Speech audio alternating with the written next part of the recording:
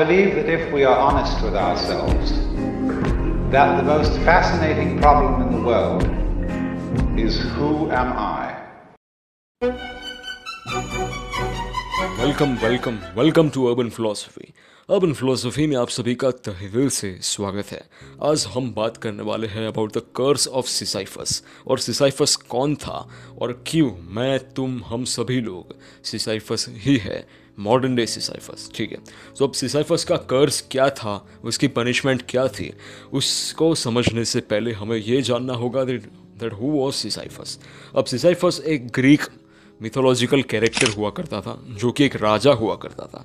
He was known for his exceptional wit, बहुत चतुर चालाक हुआ करता था, और ऐसा भी कहते हैं कि अपनी चतुराई से वो स्वयं मृत्यु को चकमा दे दिया करता था। Right, he used to escape death, जो अपनी डेस्टाइन्ड डेथ होती है ना, तकदीर में जो लिखा होता है, सबका खात्मा होता है। Right, he used to escape his death. तो एक दिन सभी ग्रीक गॉड्स परेशान होके सोचा कि सिसाइफस को कैप्चर कर लेते हैं और उसको एक ऐसी पनिशमेंट, ऐसा शाप, ऐसा कर्स देते हैं कि वो अपने खुद के अस्तित्व से परेशान हो जाए। ठीक है, जिसको बचाने के लिए वो इतनी देर से मौत से भागता था, वो खुद के अपने अस्तित्व पे प्रश्न करने लगे, सवाल करने लगे। ठीक है, तो उसकी पनिशमेंट ये थी कि उसको एक टास्क दिया गया, he has to push a boulder, एक बड़ा सा पत्थर उसको हिल के ऊपर चढ़ाना था, और हिल के दूसरी ओर से वो नीचे आ जाता था। अब दूसरी ओर से फिर से उसको वही सेम टास्क एंडलेसली रिपीट करना होता था।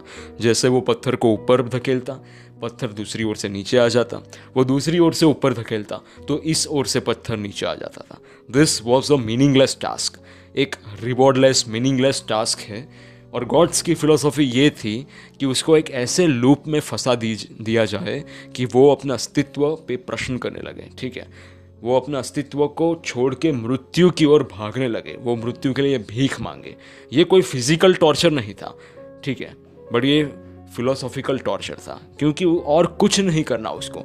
वो पूरी ज़िंदगी टिल इटर्निटी, दुनिया के अंत तक वो खुद के ही दिमाग में कैद हो गया था, without any sort of reward और फिलोसॉफिकल स्ट्रक्चर और गोल्स। ठीक है, उसका एक ही काम था, दिन रात, सुबह शाम, मंडे हो या ट्यूसडे, बस बोल्डर को ऊपर पुश करो, पत्थर को पुश करो, फिर से वहाँ से पुश करो। ठीक है, so we are also modern day Sisyphus, क्योंकि हमें भी पता है कि we are just biologically alive.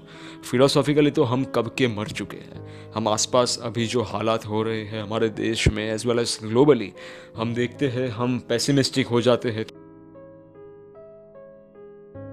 अब कैसे हम मॉडर्न ह्यूमंस पे ये जो सिसाइफस का कर्स है, जो शाप है, वो हम पे कैसे लगता है? Why we are also as cursed as Sisyphus was back then. ठीक है, अब हमारी कंडीशन समझो।